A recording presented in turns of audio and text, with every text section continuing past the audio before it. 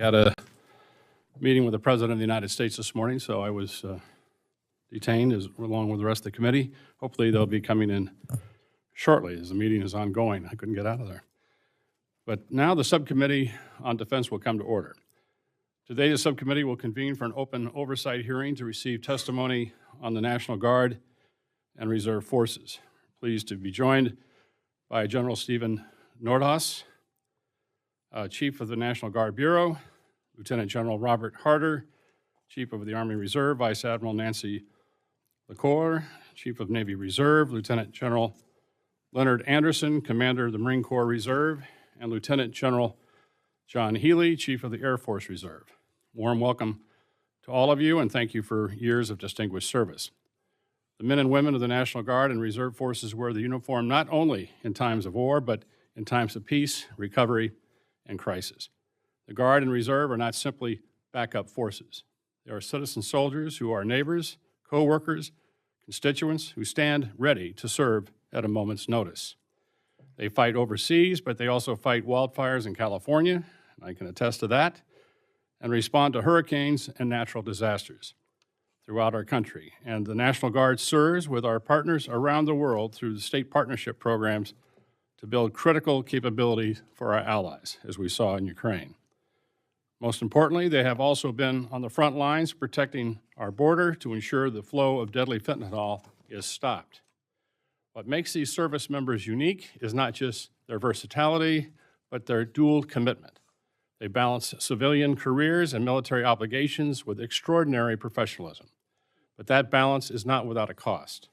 That's why we must ensure that the Guard and Reserve receive the same level of equipment, modernization, and training resources as their active duty counterparts. That will require smart, sustained investment.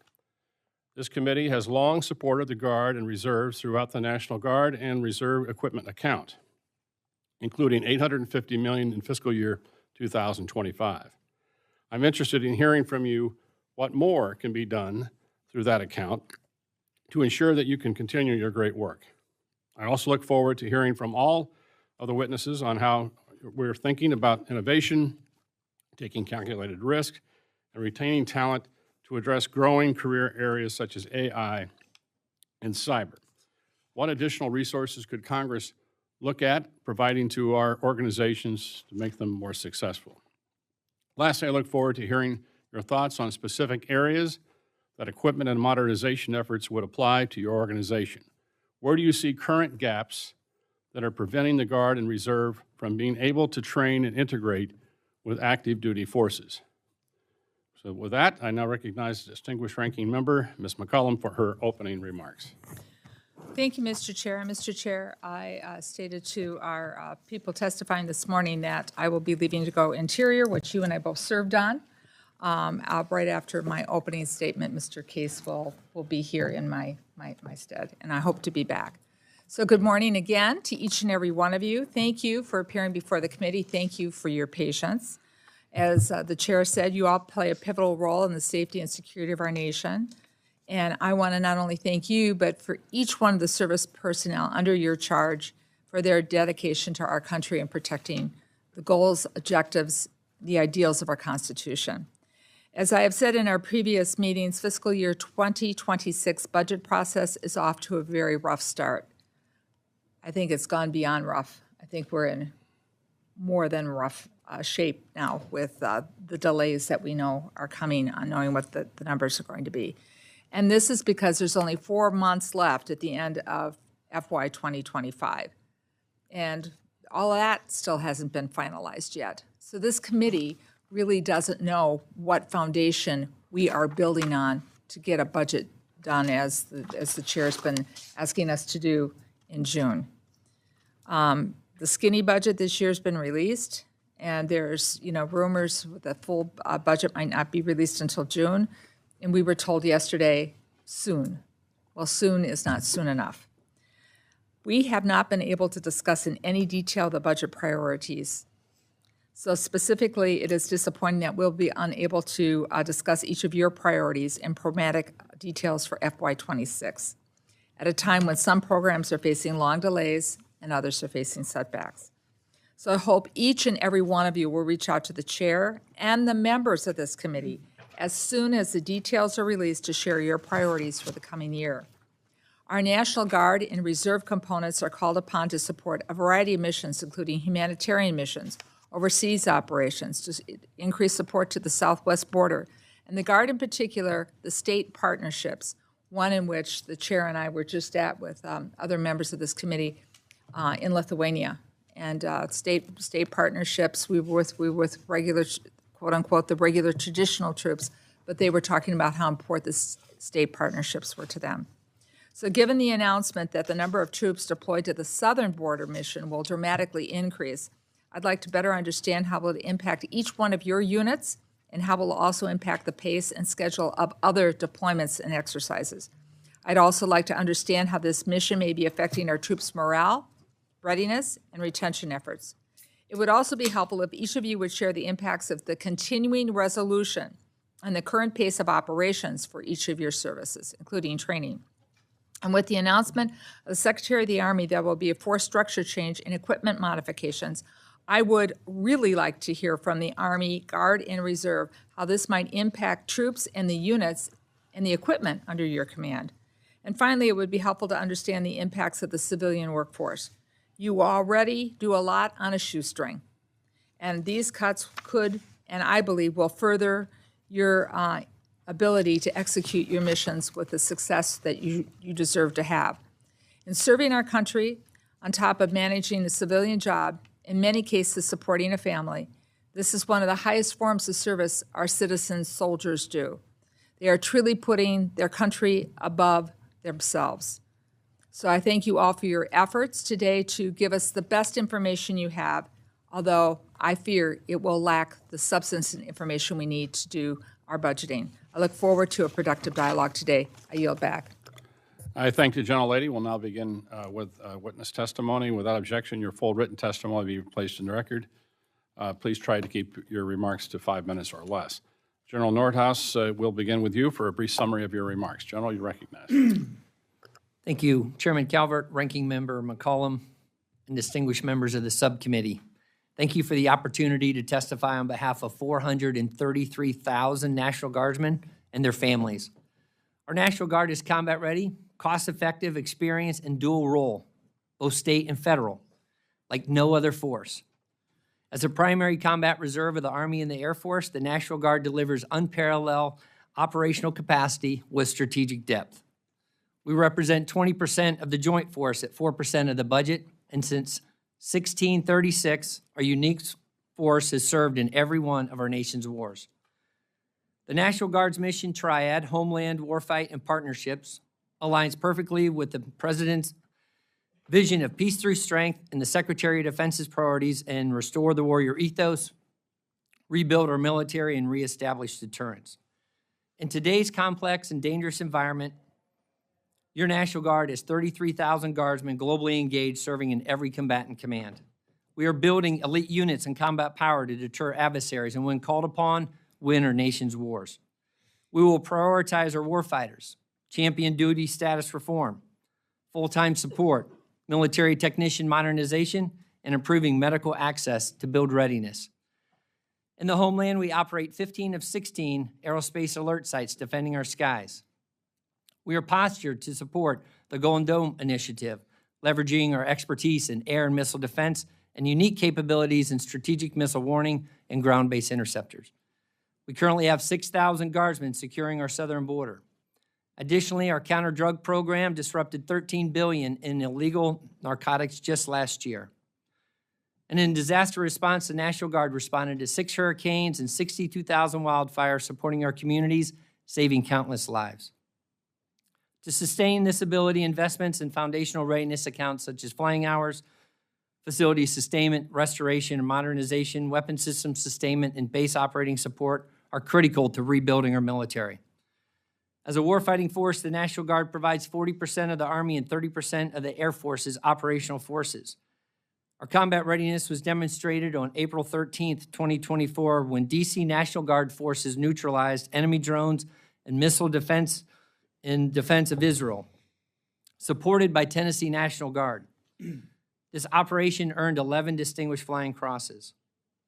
To continue to be interoperable, deployable, and integrated with the Joint Force, we must recapitalize concurrently with our service into advanced platforms of helicopters, infantry squad vehicles, fighters, tankers, and cyber. These modernization efforts will help advance our warfighting capabilities, deter adversaries, and maximize the return on investment for our Joint Force and our taxpayers. And on partnerships, across nearly every zip code and 60% of the nations worldwide, we build trust, partner capacity, and resilience that strengthens national security. Locally, we collaborate with first responders across 2,500 communities. Federally, we work with interagency partners countering drug trafficking and defeating cyber threats. And globally, our state partnership program with 115 partner nations conducted over 1,000 engagements in 2024. The National Guard's local to global partnerships ensures we are stronger together and stronger tomorrow. The National Guard is ready, lethal, and postured to ensure peace through strength and deliver decisive victory if needed. Your continued support will transform at speed, will deliver an incredible value to America. Your National Guard is always ready and always there. Thank you. Thank you. General Harder, you're recognized. Good morning, Chairman Calvert, Congressman Case, and distinguished members of the subcommittee. On behalf of the more than 180,000 soldiers and civilians and their family members that make up your Army Reserve, it is an honor for me to be here today, along with my wingman, Command Sergeant Major Greg Betty. Simply put, your Army Reserve exists for one purpose: to deliver combat-ready soldiers and formations at time of need in support of the nation. First and foremost, I want to thank you for your support, continued support of our warrior citizens. NGRIA specifically makes a tremendous difference for the Army Reserve as we look to keep pace with modernization efforts. We are thankful for the $131 million appropriated this year. NGRIA drives combat readiness for our formations, and our combat readiness is critical. During a recent mobilization tabletop exercise, Army planners highlighted that 99% of all Army bulk fuel transportation support resides in the United States Army Reserve. 99%. We are not a strategic formation. We are an operational force by design and necessity. We are the enabling force for the joint fight. To that end, nearly 9,000 Army Reserve soldiers are currently deployed globally across all combatant commands, including over 700 soldiers supporting operations on our southern border. Our challenges have been relatively consistent over the last several years, with our largest problem areas being inadequate manning, aging facilities that don't support our training requirements, and poor equipment readiness. We are working hard to help ourselves. Regarding manning, we are working with the Army. They recruit for us to increase accessions and hold recruiters to account. We are driving on retention, implementing health and holistic fitness programs across our footprint, and revising processes for more deliberate and improved career management for our part-time TPU force. On the facility front, we are thankful for our military construction and sustainment dollars, but we simply are not resourced adequately to maintain or sustain our aging reserve centers. As a result, we are relooking our stationing model with a focus on investing our precious facility dollars in locations that support recruiting, retention, and allow for readiness-producing training. Finally, maintaining our equipment is hard. Nearly 80% of our equipment is stored at equipment concentration sites located across the country. These sites are funded to just 50% of our full-time mechanic requirement. To offset this challenge, we've initiated a pilot program to store and maintain critical fleets at forward locations in Europe and in the Pacific. And we've remissioned our internal support maintenance companies to conduct their annual training at our centralized sites, turning wrenches, fixing our equipment, and improving readiness. There are 3 areas that I would ask for your continued support. First, continued support of our reserve pay accounts, RPA, despite our end strength challenges. We are aggressively managing our people and seeing increased participation rates at our battle assemblies. RPA makes a difference. Continued support of NGRIA. NGRIA allows us to procure modernized equipment that drives lethality. We only receive about 1% of the Army's procurement budget, so NGRIA has an outsized impact on our ability to procure modernized equipment. Over the past 3 years, we've purchased 2,300 mission command systems, significantly improving our formation's ability to communicate effectively on the battlefield. Finally, we need consistent and predictable funding. Army Reserve soldiers balance civilian careers with military commitments, and continuing resolutions force us to delay, curtail, or cancel training events. Predictability is essential for our soldiers, their family members, and their civilian employers. So I ask for your continued support. Again, thank you for the opportunity to be here, and I look forward to answering your questions. Thank you, General. Admiral LaCour, you're recognized.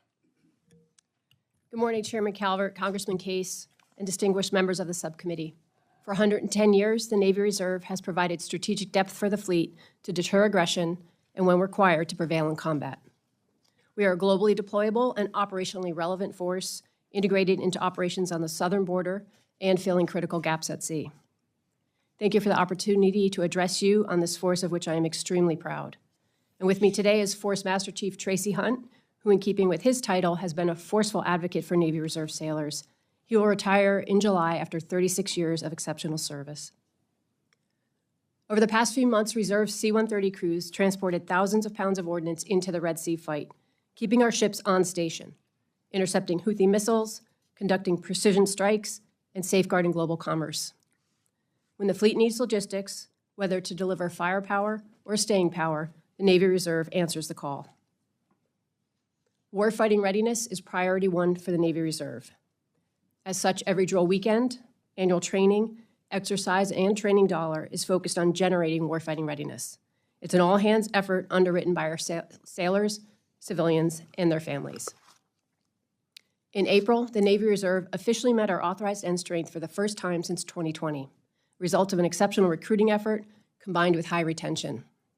Today, 15,000 of our nearly 58,000 reservists are on active duty orders, serving in every AOR.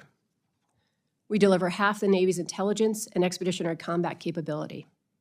And our Reserve Logistics Support Wing, flying the C-40 and C-130, operates 24/7, 365 in INDOPACOM, EUCOM, and CENTCOM. We are investing in our warfighters because they are our strategic advantage.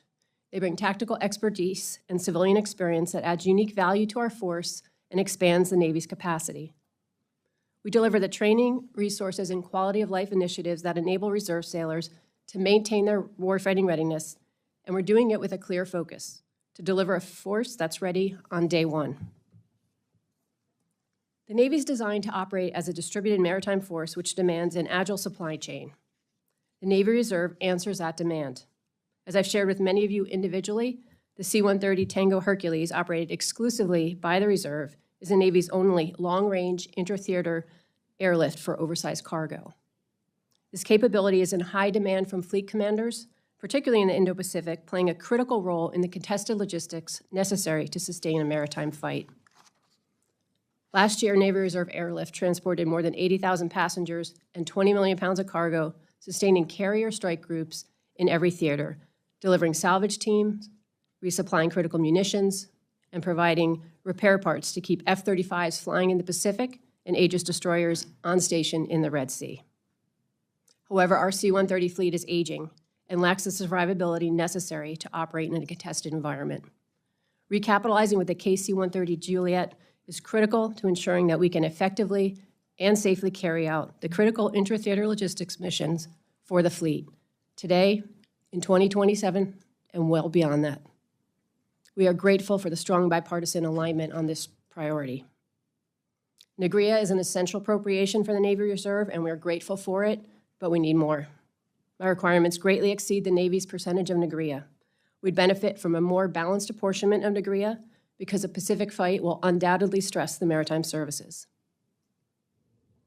Chairman Calvert, Congressman Case, and members of the committee, thank you for your support of the Navy Reserve and the sailors, civilians, families, and employers who make our mission possible. We remain committed to delivering what the fleet requires precisely when the fleet needs it. I look forward to your questions. Thank you, Admiral. Next, General Anderson, you're recognized. Good morning, Chairman Calvert, Congressman Case, and distinguished members of the subcommittee. Thank you for the opportunity to testify on behalf of the Commandant of the Marine Corps about your Marine Corps Reserve. I'm honored to be here with my senior enlisted leader, Four Sergeant Major Edwin Moda, and my Command Master Chief, Michael Mussett, who will retire next month after 32 years of service. The Marine Corps Reserve is a critical element of the total force. It's essential to meeting current operational demands while enabling the deliberate modernization of the active component We serve as a scalable, ready force provider, reinforcing all three Marine Expeditionary Forces. We prioritize battalion-level deployments, but retain the flexibility to deploy smaller, mission-tailored elements to our most emerging requirements. It's been a busy year since my last testimony. Reserve Marines are increasingly assuming operational missions that give active units the time and space to retain and modernize appropriately. And this balance between crisis response and future force design is fundamental to our service strategy. Initiatives like the Littoral Craft Companies exemplify how we're integrating new platforms and capabilities into reserve formations while supporting experimentation and innovation. But time is not on our side.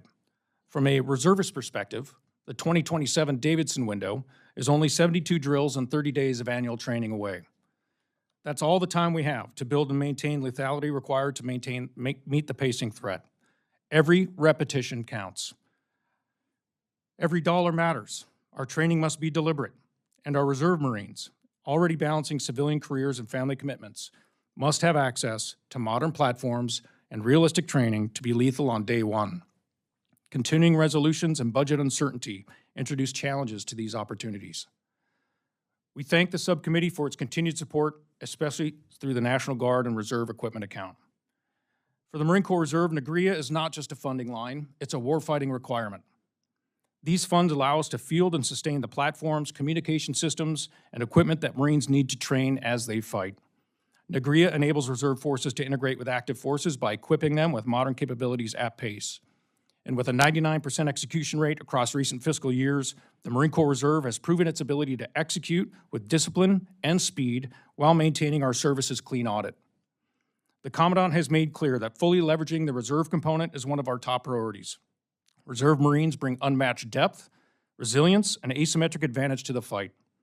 With your continued support, they will remain not only a force in readiness, but a force in consequence. Thank you, and I look forward to your questions. Thank you, General. General Healy, you're recognized.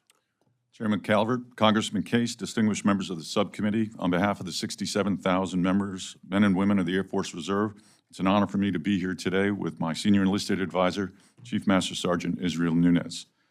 The Air Force Reserve embodies warrior ethos through operational capability, strategic depth, and surge capacity across every core mission, both overseas and here at home. With a 72-hour response time proven, we are always ready. Whether it's combat operations, hurricane hunting, or fighting wildfires from the air, we're supporting federal, state, and local agencies, ensuring the safety of our citizens here at home. From those citizens, we recruit and train from the best our nation has to offer, holding them accountable to uncompromising standards. If properly resourced, citizen airmen are the cost-efficient solution to the DAF, providing more Air Force. We operate our installations 28 days a month with just 25% of our force. Compared to our active duty counterparts, we deliver mission-ready airmen for only 30 cents on the dollar. We're efficient, we're accessible, we're experienced, and we are lethal. The Flying Hour program is at the foundation of our mission readiness and lethality. However, the $145 million O&N mark in the full year CR left us $26 million in the hole. Flying Hour required plan will likely exhaust program funding by early September, putting aircrew proficiency at risk. Our FY26 budget request outlines Flying Hour requirements to train agile, combat-ready aircrew. The best operators need the best equipment, though, so thank you for the $132 million in NGREA this year, but our readiness still remains at risk. Disproportionate Air Force Reserve legacy aircraft divestment without programmed recapitalization fails to provide equipment parity. By 2030, our CAF portfolio will decrease from a 20-year average of 9% to just 3%. This represents a 44% loss in operational surge capacity, sidelining the world's most experienced Title X fighters. Concurrent and proportional fielding provides significant return on investment through affiliation and retention, but that's not happening. Modernizing platform drives the DoD's competitive advantage to deter Chinese aggression. Strong international relationships underpin deterrence. In the past year, we've established the Reserve Allies and Partners Program, RAP, to formalize international partnerships and conducted 28 bilateral engagements with 19 partner nations. We're building partner capacity through key leader and mill-to-mill engagements, deliberately planned exercises, and force development. Our allies and partners' interest in the Air Force Reserve Integrated Base Defense and a professionalized NCO Corps helps build successful global partnerships and serves as a powerful deterrent. Thank you for the opportunity to appear before you today and for your continued support of the Air Force Reserve, our citizen airmen and their families, and I look forward to your questions. Thank you, General, and I'll start the questioning, and then we'll go down through the members.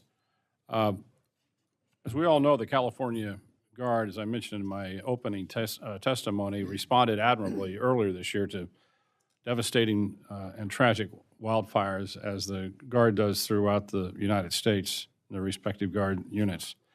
Given the increasing frequency of domestic disasters, and we've seen a substantial number of them just this last weekend, and civil support missions, is the Guard adequately equipped and trained to meet the growing state-level demands without compromising federal readiness? So I'll start with you, General Nordhaus. Chairman, thank you for the question. And I was able to land out at California right prior to the first MAF taking off for the LA wildfires. And so the National Guard, as you know, is 430,000 strong, and across the board are 50 states, 3 territories in the District of Columbia. We get after the mission set, whether it's in the homeland or overseas. Currently, we have 34,000 engaged globally, which is less than 10%. So as we look at the force, we're capable of being able to meet the needs within the states and around the globe as needed. Certainly, we need help as we look at our foundational readiness accounts, flying hours, weapon systems, sustainment, facility sustainment, restoration, modernization, and base operating support. So as we continue to look to those things to be able to make sure they're right so that we can build readiness, that every dollar you put in the National Guard gets after readiness, not only in the homeland, but around the world. Just with regard to the wildfire fights too, I mean, it's a unified effort between the Guard and the Reserve. Our 302nd Airlift Wing also, actually out of sequence, so out of the normal training cycle, participated in getting rid of those LA wildfires. So great team effort on behalf of both the Reserve and the Guard, sir. Great. Mr. Chairman, I would just offer that the Army Reserve, we partner with our Guard teammates. We have immediate response authority where we can help in local communities. I think what's critical on the equipping side is that a lot of our equipment is that enabling capability. We call it critical dual use, water purification, engineer equipment, so forth, logistics equipment. We used a lot of our engineers to respond to hurricane in North Carolina, effects of the storm. So continued funding of NAGRIA and procurement dollars assists us in that effort. Right. Over. Thank you. Other quick question. As you all know, and this has been a bipartisan effort on all of us, is on this counter-drug program, and we certainly appreciate the results that have been delivered so far. Congress provided $295 million to the Guard counter-drug program for fiscal year 2025 to provide funding for training and operations, and also provided an additional $26 million for the National Guard counter-drug school program, provide necessary education to support combating and these drug trafficking efforts. General Nordhaus, how can the National Guard best utilize these resources to address this fentanyl crisis, as we're obviously it is terrible, killing hundreds of thousands of Americans? Mr. Chairman, thank you for highlighting this incredible situation that we have to make sure we're laser focused on all the time. And I want to thank Congress for all the funds that go into counter-drug. Each year, the counter-drug program is across the states, and they build those counter-drug programs to use every dollar to get after helping local law enforcement and others take drugs off the street. As I mentioned in my opening statement, last year, $13 billion was credited with some help from the National Guard in taking that off the street. And I can only imagine how many lives that saved and families that were able to not have fentanyl or another drug hurt them. 67,000 local law enforcement agents were also trained through the 5 counter-drug schools through the funding that the counter-drug program. We can never take our eye off the ball. We have to keep getting better each year. We do lessons learned. We continue to take those lessons learned and push those out across the 54. And then each year we're looking at where the dynamics are changing and where drugs are being pushed from one maybe one state to another state, or there's more pressure, and then we move that money to make sure that we get the right resources to the right place at the right time. Thank you. Any other comments? Mr. Case. Thank you, Mr. Chair. And to each of you, thank you for your service and for that of the hundreds of thousands that you represent.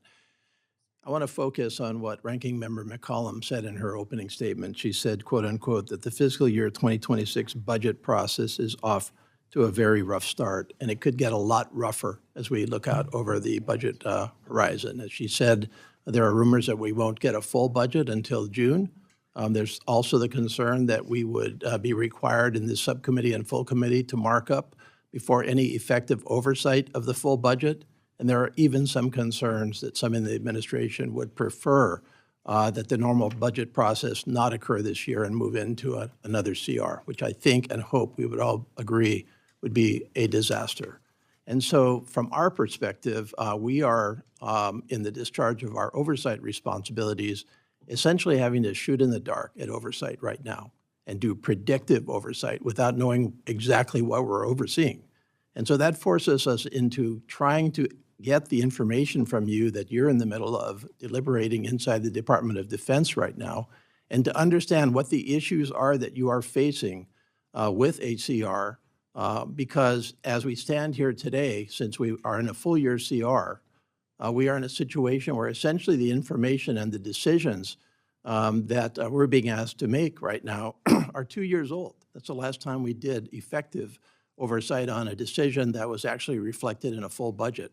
So I'm just going to go right down the line here and ask each of you, what are the principal issues that you are dealing with right now in the budget that we can start to get a handle on before we have a full budget, before we have full information, and especially if we do not have the opportunity to provide full oversight before we have to make major decisions in this subcommittee. General Nordhaus, what is the biggest issue you're facing today?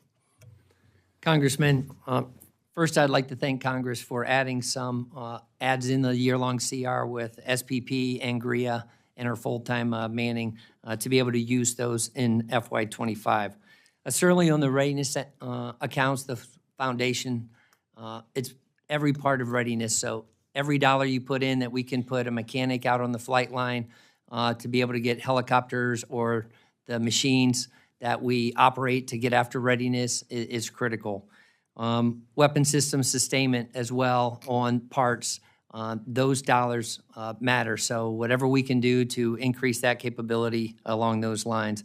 And then on the modernization, as we talk about fighters and tankers and cyber, those are all critical as we go into the future along with what we're doing with the Army. And then lastly, for our warfighters, there are things that we can do in the future, whether it's duty status reform, full-time support, or mil-tech modernization that can have a big impact as we go forward into the next year. Thanks, Thank Congressman. you. Admiral DeCore, biggest budget issues you're facing right now? Thank you. Sir, Congressman, I think the biggest issue for us related to people is the predictability and being able to get reservists on orders. It impacts not just morale, but it impacts readiness. When we're not able, they can't commit to their civilian employer, and they take time off from their civilian employer, and then we can't come through with the orders. So that is a big one as far as the people go. As far as equipment, we're very grateful for the ads we've gotten in 24 and 25 for the C-130, because as you heard, the C-130 is our #1 equipment priority. And we are behind Glide Slope for that recapitalization effort. So those are our biggest impacts. I'm sorry I'm doing this fast, but I need to get through all of you. General Harder. Yes, sir. Biggest issue really two, the reserve pay accounts. So that runs across our formation as far as getting our soldiers' orders cut, getting them to training exercises. We have some big training exercises coming up. We're looking at how do we manage that. And then it gets to Class 9 repair parts for our equipment, because that's all budgeted for, and how do we order that? So those are the two biggest issues, followed closely by military construction and sustainment of our facilities. That's where we're looking close. General Hanson.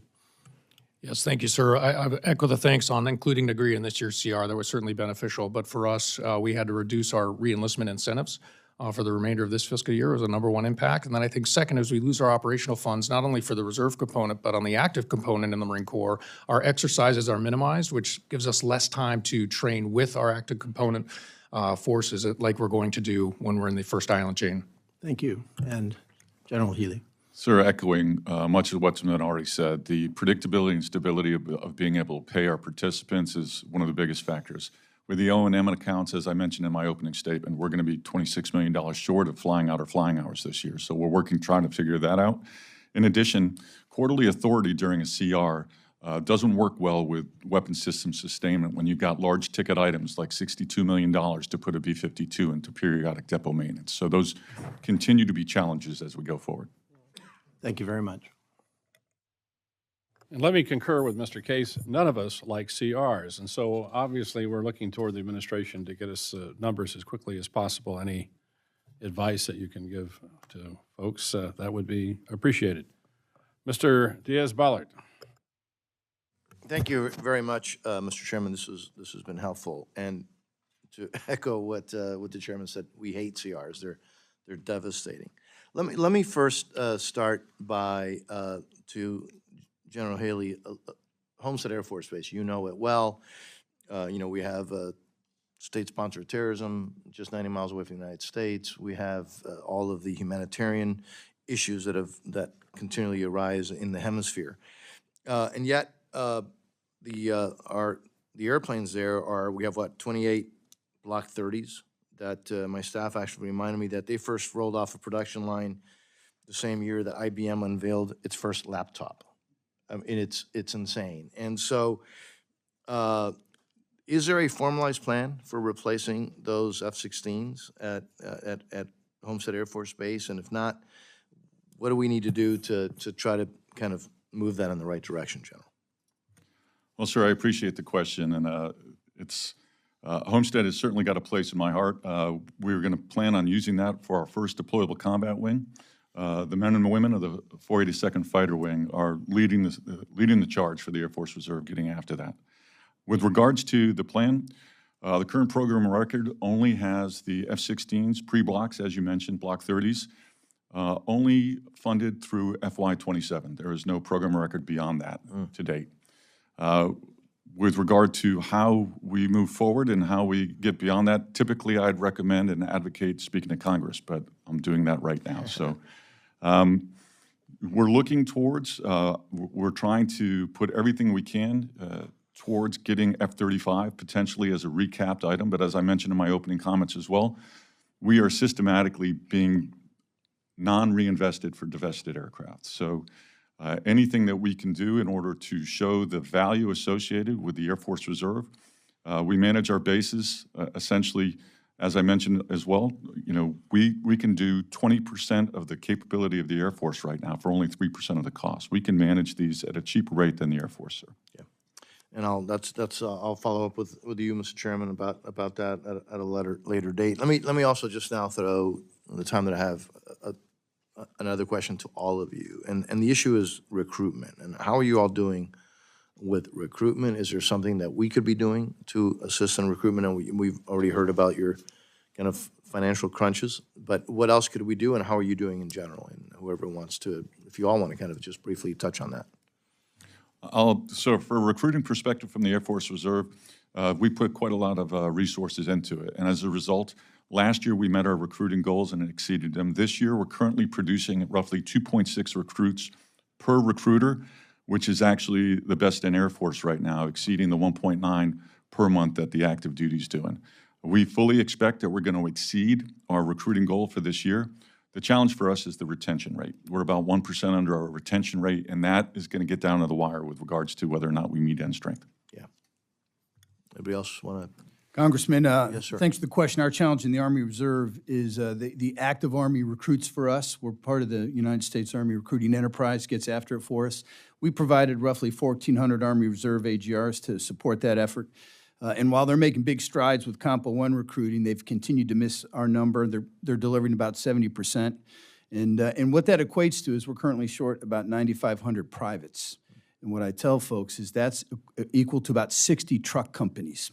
And so we're working on our bonus program, and we're working closely with USAREC in getting the branding out. It's a wicked hard problem to recruit for the Army Reserve, but again, we're working with our Army teammates to get after that. Thank you. Yes, sir. Congressman, the National Guard continues to see historic levels of recruiting and retention. The Army National Guard, when I came into the job, 7 months ago was focused on getting to 325,000. We're at 328,000 guardsmen. On the Air National Guard side, we're at 105,000, which is our funded strength, and we're going to continue to do well through the rest of the year, and our retention continues to be strong. A lot of those things deals with how we're getting after commands, the bonus criteria and payments that we're doing, Army recruiter, master trainers, and then also working to get our folks through MEPS as fast as we can. We're going to keep our foot on the accelerator because we want to keep and retain the best warfighters out there. Yes, please. Hey, thank you for this question. Navy Reserve hit end strength last month, and we anticipate being about 600 personnel above end strength, and that's the first time since 2020. And we attribute a lot of that to our recruiting effort by which we established a Navy Recruiting Reserve Command. So we own the prior service mission now. So we are responsible for recruiting folks off active duty. Great. Which has gone a long way. And if the chairman will allow just a few more seconds. Yes. 10 seconds, thanks to the success of Marine recruiting. We've maintained our numbers even through COVID, as you know, and Marine Reserves are no different. We are 500 to 600 over our NDAA for this fiscal year. We're healthy, both in recruiting and retention, and part of that is due to the support from active duty recruiters. So where could we get help? Again, a CR affecting the budget for our recruiters has certainly hurt us this year. Yeah. And thank you, Chairman. On that subject, real quick, we just did a recent pay raise for E1s to E4s. Was that helpful? Ms. Capter. Thank you, Mr. Chairman. Welcome. You are always welcome here on both sides of the aisle, and we are very proud of you, and we are proud of your service and those under your command, your service to our country and to liberty. I wanted to, all of us come from different parts of the country. The gentleman to my left, Hawaii, so that's Pacific, right? And the gentleman to my right, Texas. Well, I'm Great Lakes. And we each look at the world in a different way based on where we come from. But I was struck by your testimonies, and I read them all last night, how many of you mentioned in one way or another the shortage and need for technicians and those that actually work and create the new technologies of the future. And General Nordhaus, when we spoke recently, I was struck by something you said related to the guard base in my region, the 180th Fighter Wing, you know well. It's because of the maintainers. You said, if I'm quoting you correctly, that the unit scored as high as it did. Is that a correct quote? Am I quoting you correctly on that?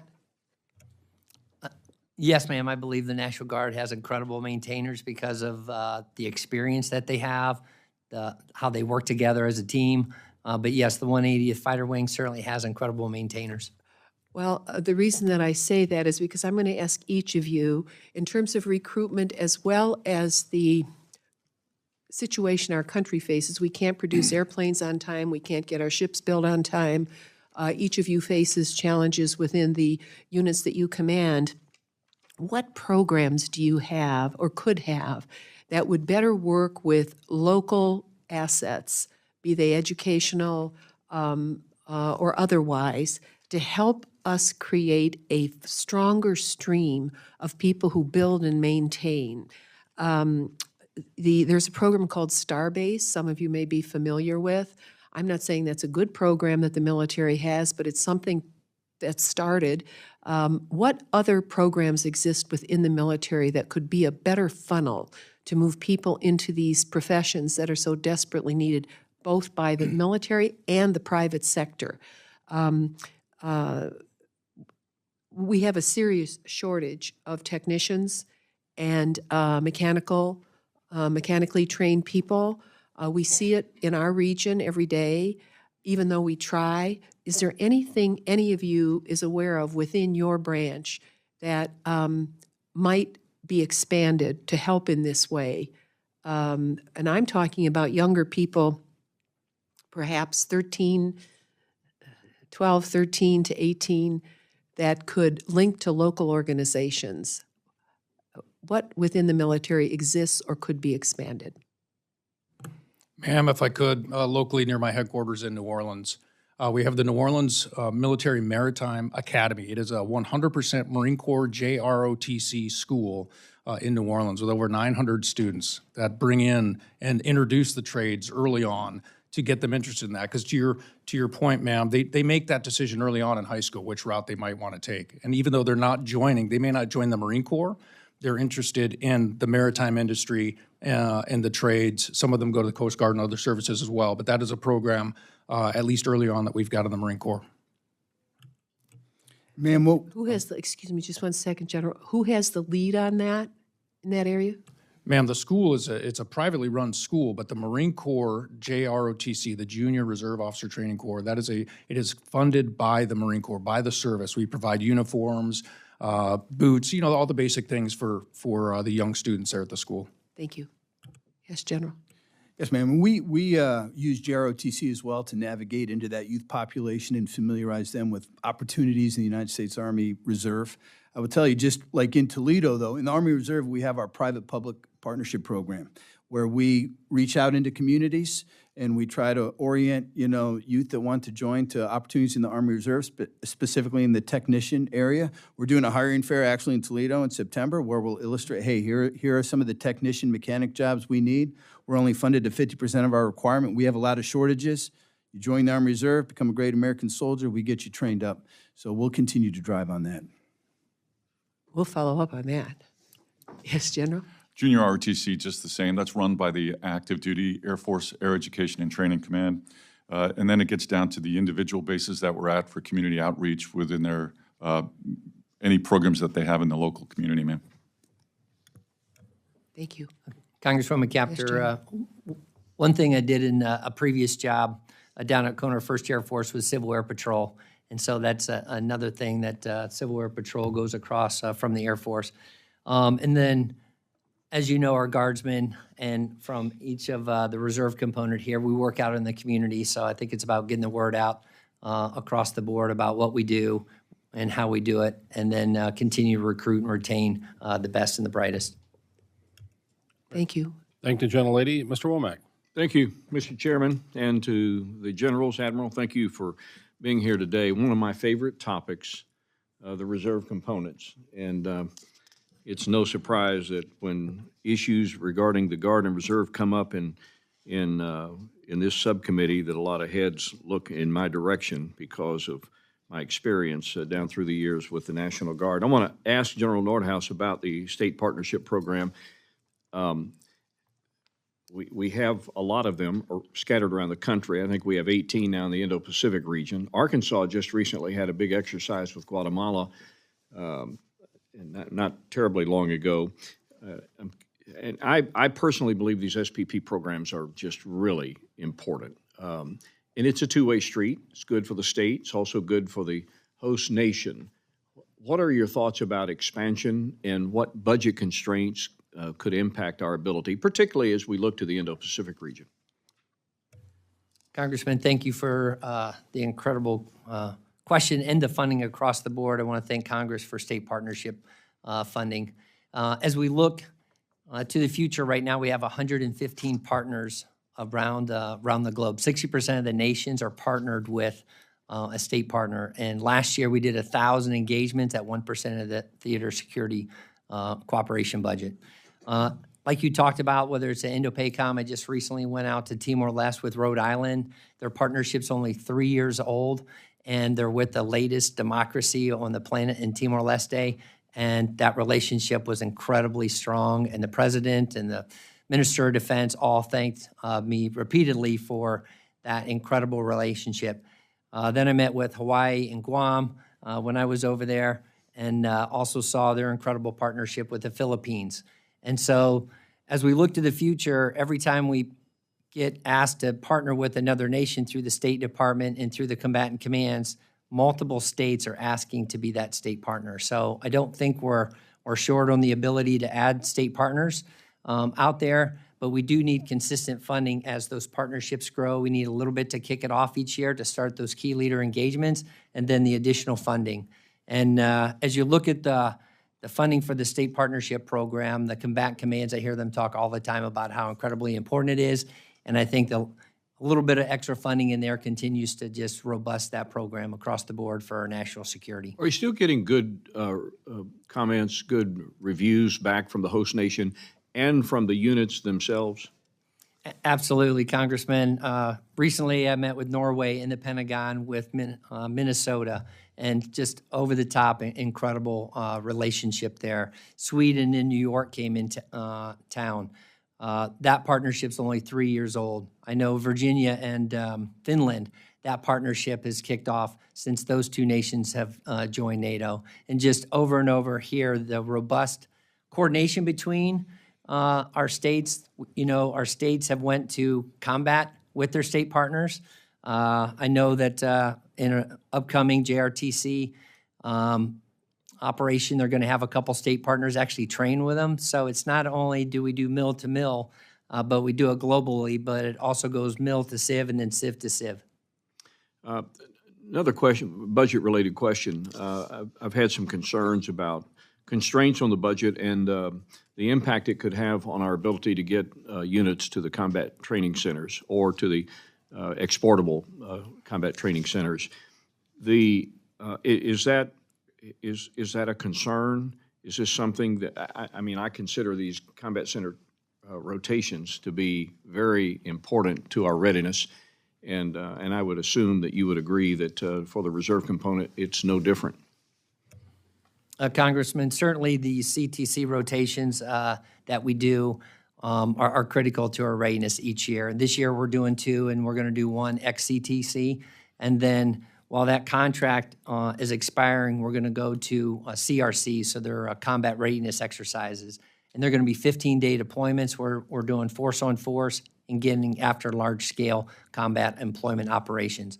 As I talked to Lieutenant General Stubbs, our Director of the Army National Guard, he thinks there's great opportunity here and that we're going to find a good training, and that'll make us more lethal and more ready for the warfight if we're called upon. Yeah, thank you. You referenced John Stubbs. For the benefit of my colleagues up here, a long, long time ago, when I was a battalion commander, John Stubbs was one of my lieutenants. And since that time, he has become the Adjutant General for the great state of Arkansas, and now the Director of the Army Guard. We're very, very proud of him, and I'm assuming you're getting your money's worth from his service. Absolutely, Congressman. Yeah, that doesn't surprise me. Yes, sir. I thank the gentleman. Mr. Cuellar. Thank you, Mr. Chairman, and I want to thank all of y'all for your service and the men and women that work along yourselves. 2 questions. One has to do with the role that you play at the border. I represent border areas, live there at the border. And then the other one has to do with the impact of the Army Transformational Initiative on the National Guard. I'll talk about the border. The National Guard has provided border security for many years, again, working with the Department of Homeland in a host of different missions. They've done that both in a federal and a state status, performing a number of duties that include detection, monitoring, logistics, and transportation, enhancing the work that CBP or Border Patrol does down there. And that is to impede the denial or deny the illegal crossings, situational awareness, and we certainly want to thank you. Now that the numbers have gone down, Border Patrol has pretty much, it's not the way they were strained. So I would ask you to, continue doing the work you're doing there, but to look at some of the basic work. For example, let's assume this is the Rio Grande. Right now, the roads of Border Patrol come in this way. They need more river roads so they can patrol the river is one thing I would ask you to consider, number one. Number 2, there is, unless if you're from the border, you're not familiar with the invasive carrizo cane that just grows very high on both sides of the border. But one of the things that we could do is to get rid of that carrizo cane, and we've added monies to get rid of that carrizo so Border Patrol can have a clear side of view. So since the numbers have gone down, I would ask you, besides the work you're doing, is talk to Border Patrol and talk to them about river roads and the eradication of carrizo cane. And I think that would be extremely helpful. Besides, keeping in mind that 1/3 of the cameras for Border Patrol are working, 2/3 of the cameras are not working. Think about that. 2/3 of the cameras are not working for Border Patrol. So those are some things that I think living on the border, I think will be very useful. And then the second question, General, I'd like to have a better understanding of the impact of the Army Transformational Initiative on the National Guard. As you know, the Army National Guard has 4 Apache battalions, including the 1st Attack Recon Battalion, 149 Aviation in the state of Texas. So there's more of us, a few of us from Texas, which currently is flying the D model Apaches that I understand are supposed to be divested. So what is the Army's plan for the Guard to ensure that we have a full fleet of current Apache helicopters, and what's the plan to sustain and upgrade the fleet? So those are my 2 questions. Congressman, thank you for the questions. As we work super close with Secretary Driscoll and General George on the Army side with Army Transformation Initiative, the Army National Guard is very synced in. And obviously, National Guard's 325,000, really 328,000 strong. And so as we look at going into the future, keeping that transformation and very synced with the Army is important. And that's been synced across the board. As we look at Army aviation, I see that continuing to go in a very good direction from the Apaches. As we look at the Echo models, we've transformed 2 of the 4. A third is in transformation right now, and then Texas will transform in the future to Echo models. And I see a strong future for the National Guard as we go through this transformation with the Army.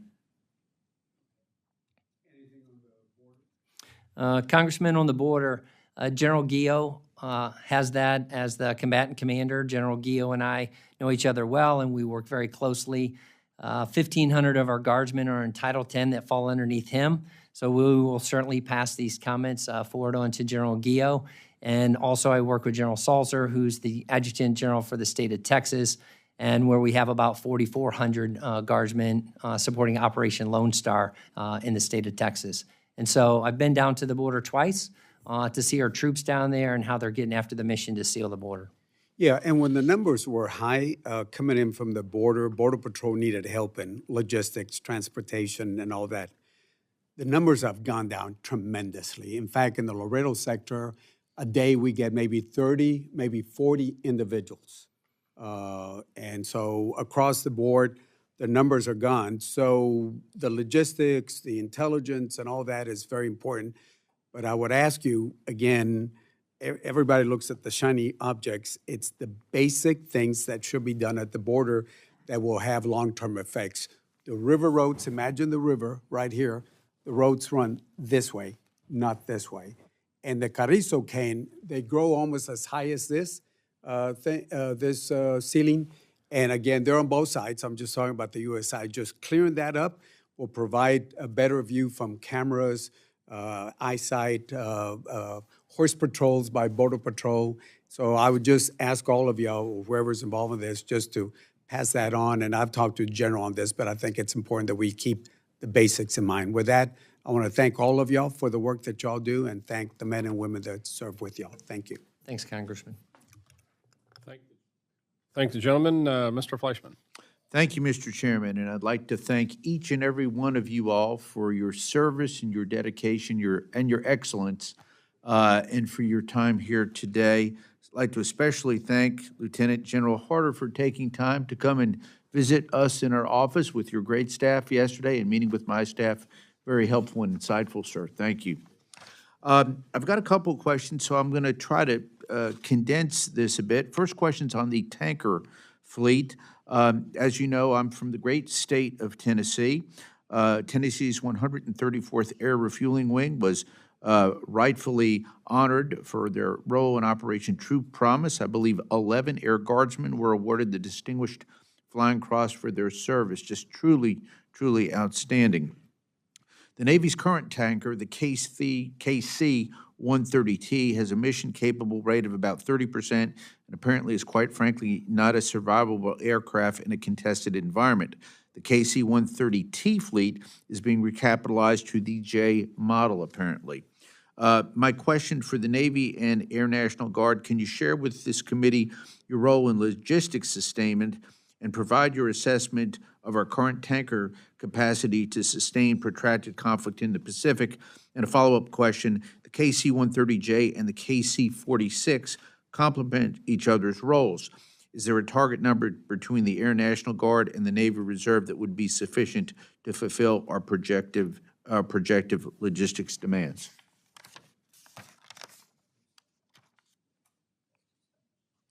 Oh, thank you, Congressman. I appreciate your interest in our airborne logistics. For the Navy, you're right, the KC-130 Tango mission capable rate is not great. It's not where it needs to be. And this is a reserve-only mission that we support the active duty for the intra-theater logistics.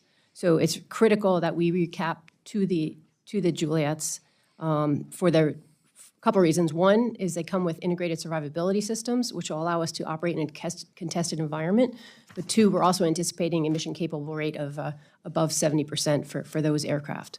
So that'll be essential to what we do. The PAC Fleet Commander has already asked us for, to work on organic aerial refueling, and we are doing that with the Tangos, but it's a long haul. They're not all plumbed for that, whereas the Juliets will come with that plumbing already established. We anticipate with that at least 2 times the aerial refueling rate, and if we include ground refueling as well, we're looking at probably 8 times our refueling capability in theater, which will be a huge win for us in the Pacific. Thank you. Thank you.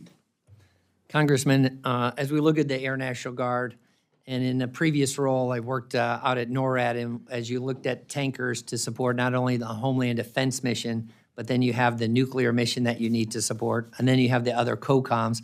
Tankers are an incredibly vital capability and requirement for our nation to be able to do air superiority. The Air National Guard has 36% of the Air Force's air refueling capacity.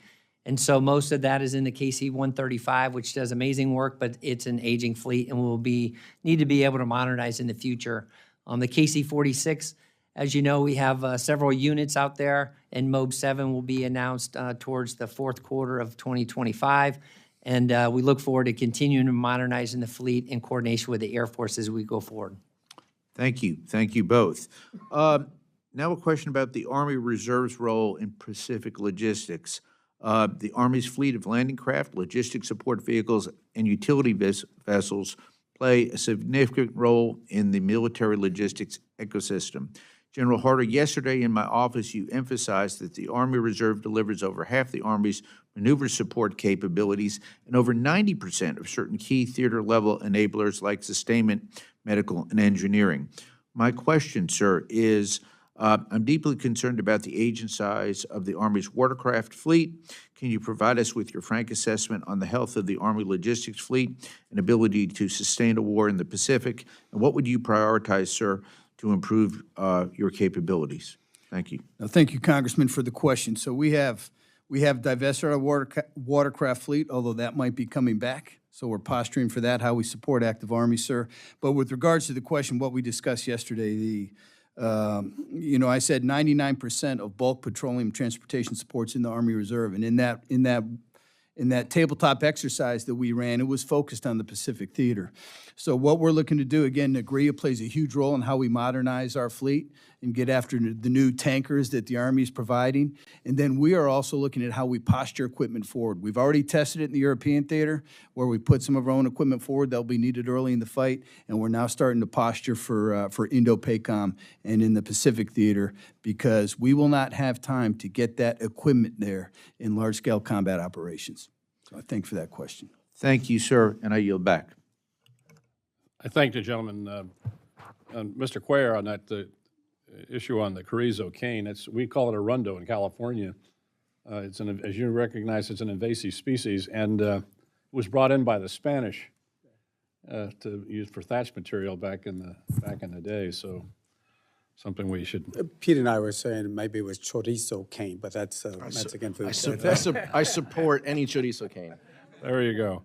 Mr. Aguilar. Let's hope there's no tariffs on that chorizo. Yeah, we should put a tariff on it. It's invasive.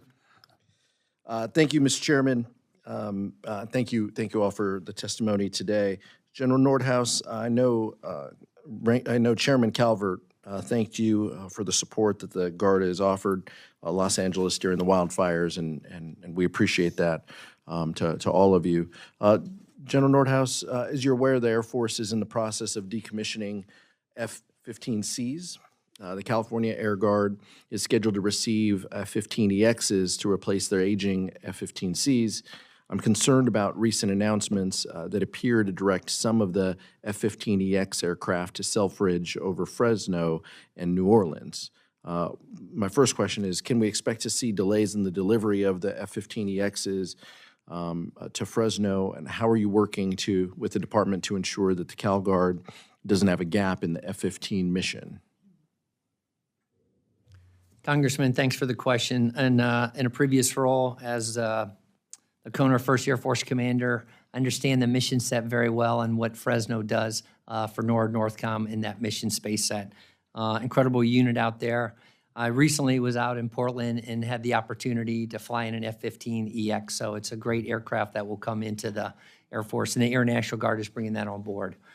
We also work very closely with the Air Force as we continue to modernize the force, and we appreciate the additional F-15EXs coming into the Air National Guard. We're working very closely with the Air National Guard. General Pierak, our acting director of the Air National Guard, working very close hand in hand with not only the Air Force but the Air Force Reserve about what bed down for fighters looks like in that future. As we look to the F-15EX and the C model transition there, they're working that very closely so there's no gaps or seams, and they're trying to mitigate any impacts. Will there also be, with the training courses for the A-10 pilots transitioning, could the A-10 to F-15EX transition cause some manning shortfalls across the F-15 enterprise? Well, Congressman, I would say this. Transitioning from an A-10 to an F-15C, it will be a longer training program, and so that will have to be planned and really thought out very, very well. Going from an F-15C to an F-15EX, like I'm seeing up in Portland, is a very quick transition. And so the pilots up there, was very impressed by them. They have 36 pilots at Portland. 22 of them are instructor pilots. So I know the vast capability and experience, and that will help make transitions from F-15C to F-15EX go very quickly. Are you passing any concerns, up the chain? I mean, I hear what you're saying, but clearly with the change in Selfridge, this could be a problem. I mean, some of these transition from the A-10, it'll have a longer education gap, training gap there, and the potential for the gap with the EXs to Fresno. I mean, you're conveying that any concerns you may have. Not saying that you have any, but any concerns you have are being conveyed when it comes to timeliness. Certainly, all the bases are talking to the Air National Guard Readiness Center, and they're passing that information up to the director of the Air National Guard, and we're working with the Air Force as we look to the future, understanding each of those pieces. And then you also have the production of the F-15EXs coming off the line, and so we want to understand what that looks like in the future, and then we'll take that into consideration and minimize any gaps or seams so that we keep warfighters flying healthy aircraft to get after deterrent our adversaries. General, I don't mean to pick on you here. The administration has expressed interest in establishing a space National Guard. Can you share how the Bureau is interacting with the DoD and the administration in establishing a Space National Guard? Congressman, yeah, thank you for the question. Once again, in a previous role, I was the AF Space Commander for SpaceCom, so I understand the space mission pretty well. I know our Air National Guardsmen have been doing this mission set for 30 years. NDAA 25 has that transfer of 578 into the Space Force. We're working very closely with the Space Force and with the Air Force on that transition. Thank you. Yield back, Mr. Chairman. Thank you, gentlemen. I also share Mr. Aguilar's concern about the F-15s. We haven't had a really good briefing on that and the Fresno situation. Some of us believe that rotation was changed. So we want to take a look at that. And also, how does that affect the air cap at March Air Force Base? Because those aircraft presently are coming out of Fresno, and how are we going to deal with that if there is a delay? Chairman, thanks for the question. Working with General Guillot, the Air Force, and with the Air National Guard, those are pieces and things that we're going to have to work out and make sure that we have the right aircraft in the right location to be able to do the mission set for Homeland Defense and Homeland Security. And I'm very confident that we'll work out solutions in the future, Chairman. I look forward to working with you on that. Thanks, Chairman. Mr. Rogers. Thank you, Mr. Chairman. Welcome, ladies and gentlemen, to the subcommittee. Let me focus my time on the Army National Guard securing funding for the Gray Eagle drones. Since 2023, Congress has included funds to procure these platforms, and yet here we are, still awaiting a decision from the National Guard Bureau on where they'll be stationed.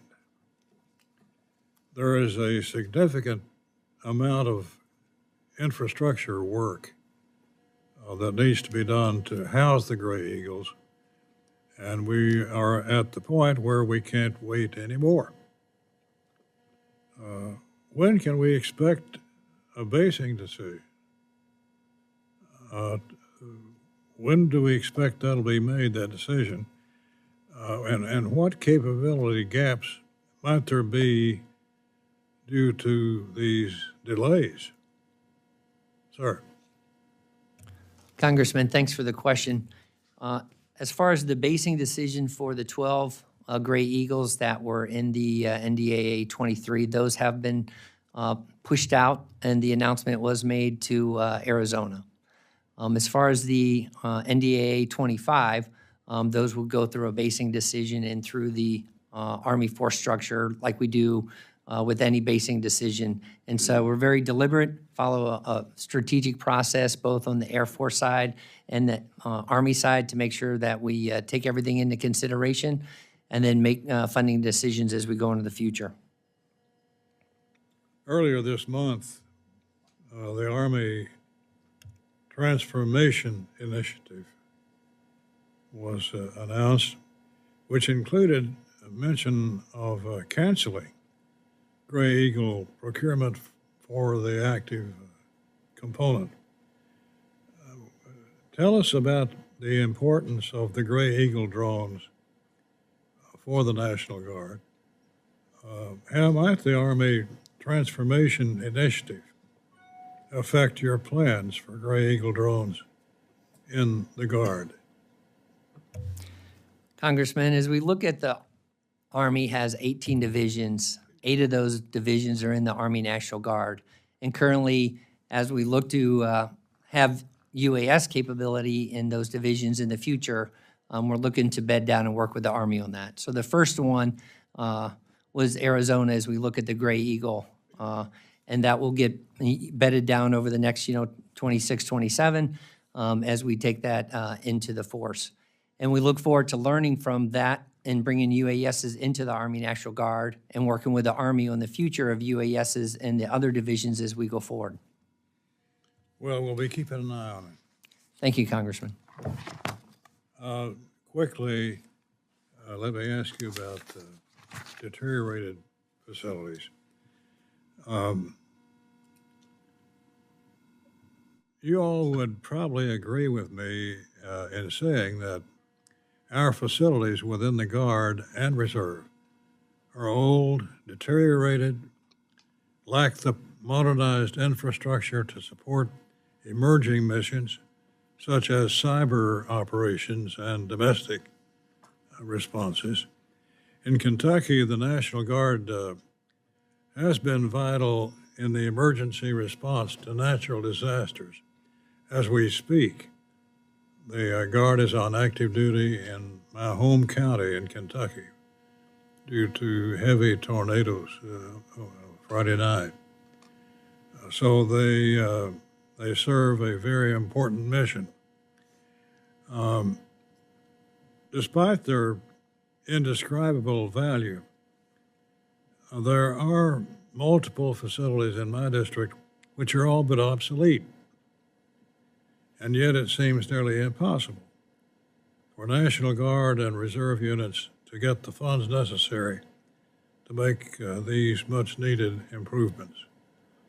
What is the current backlog of deferred maintenance for National Guard and Reserve facilities, and what percentage of Guard and Reserve facilities fail to meet modern standards? Sir.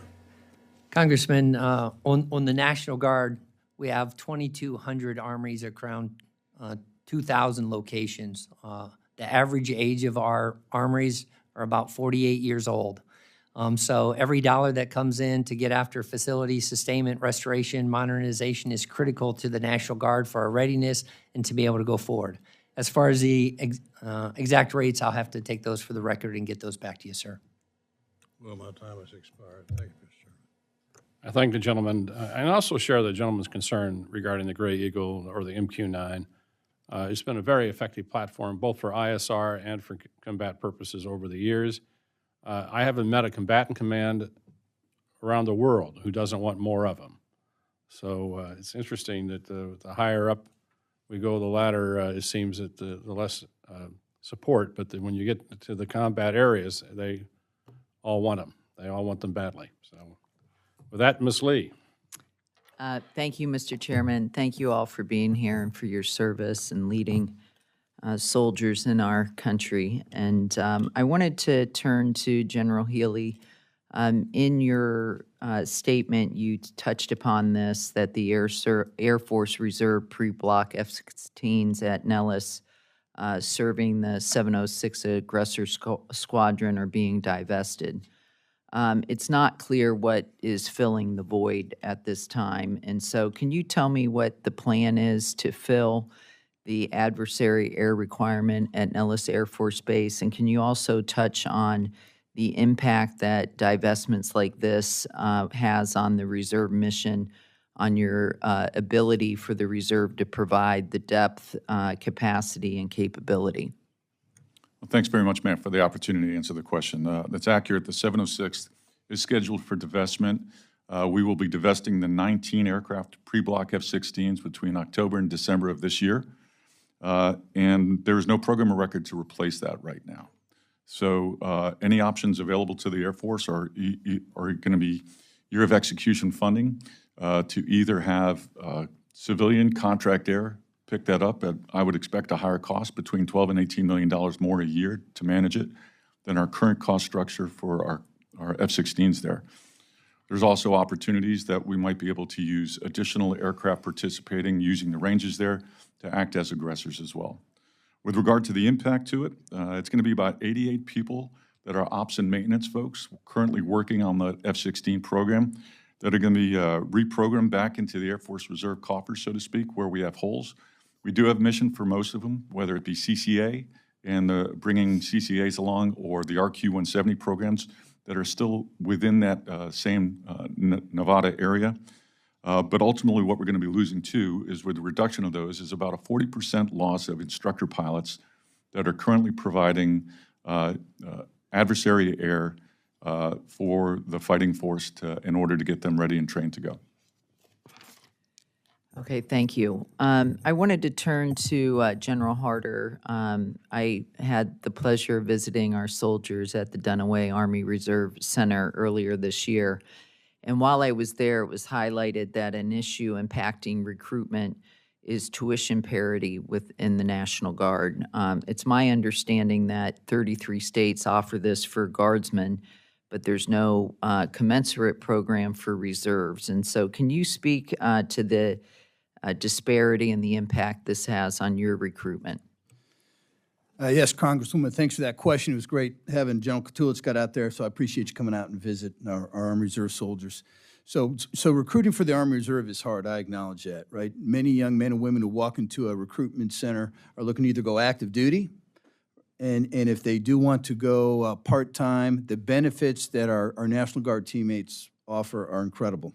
And so we are working with local state houses and governors to try to create more parity in those benefits. I mean, an example would be, and I can't remember what state, could be Virginia or Pennsylvania or both, But if you walk in and join the National Guard, your college tuition is paid for, your spouse's college tuition is paid for, if it's a state school, and all of your children.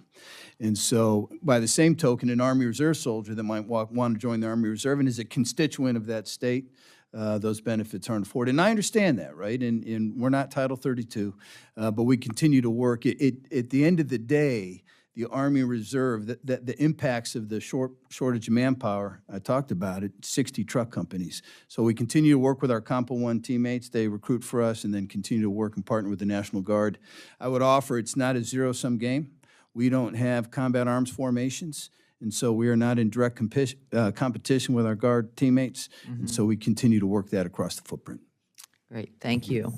I'll address this to the panel. Maybe General Nordhaus, you'd like to speak to this. Something that you all touched upon is the UNGRIA appropriation being critical for readiness, from firefighting to rescue to procurement of critical equipment, upgrading weapon systems.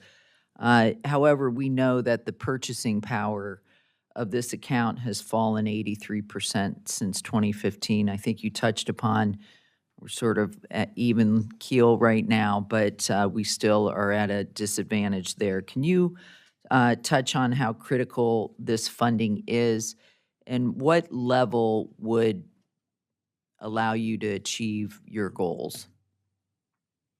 Congresswoman, thanks for highlighting UNGRIA. I have been in combat in an F-16 with an UNGRIA bot, sniper pod or lantern pod or lightning pod, an engine that is in the back of the F-16. And so without those UNGRIA, I wouldn't have been able to accomplish the mission set that I needed to help save lives on the ground. Okay. And so when you look at whether the UNGRIA is purchasing things on C-130s or on fighters or other things in the Army National Guard to be able to give them the capabilities that we need to be able to communicate back and forth. It helps make sure that we're interoperable and deployable and can be part of the joint team consistently across the board. So that UNGRIA funding is critical for the National Guard and for the reserve component. Yes, ma'am. If I could add on too. So we have a $1.5 billion backlog on modernization efforts for our aircraft. We've got their legacy airplanes, 38 years old. 88% of our fleet is over 38 years old. So we typically are getting between $150 and $155 million a year in UNGRIA, greatly appreciated. $132 million this year. We can easily execute up to $175, $176 million in order to get after that backlog of modernization. Great, thank you for that. I'm over my. Thank the gentlelady. Mr. Elzey. Thank you, Mr. Chairman. Thank you all for being here. I was going to start serious, but then I looked at the panel and I decided that, according to my written notes here, Beat Army and Beat Air Force are not just a slogan, it's a reality this year. So I'm sorry I had to say that. In good fun. Thank you all for being here. As I look at this distinguished panel, and I mean that with all seriousness, I see combat leaders and corporate knowledge, the likes of which can't be replicated anywhere else. And as we start any fight or respond to any attack, after a sustained amount of time, it's the corporate knowledge and the aircraft and the men and women that are represented by you that are the ones who sustain that fight. And so I think that you have an incredibly difficult job, especially when we talk about recapitalization. And it's never met, but when you come to the fight, you bring the second-rate stuff, but the first-rate fighting men and women. So thank you for being here. General Anderson, Lonnie, as I've known you for many, many years, in the short time that I have here, give me about 30 seconds of if you could ask me to ask you a question, what would it be? And answer it real quick. What are your Marine Corps reserves doing today? And Congressman, 12% of the Marines deployed forward are reservists today, and that number is going to triple through 2027. So as we continue to prepare for the fight, that's what the Marine Corps Reserve is focused on. And we are part of the total force. Like the chairman mentioned earlier, we are not an afterthought. We are part of the solution. It is not something that we do later. We are forecasted in our deployments out through 2031, so our members can plan, prepare, and be ready for that deployment. That's a perfect answer. Thank you for asking. Yeah, and And those folks are dual-hatted. They're doing civilian jobs back at home with families, and then they put on the uniform, as all of you have, and go to the fight. And that's to be commended, and we've relied on that in every fight since Desert Storm and even before.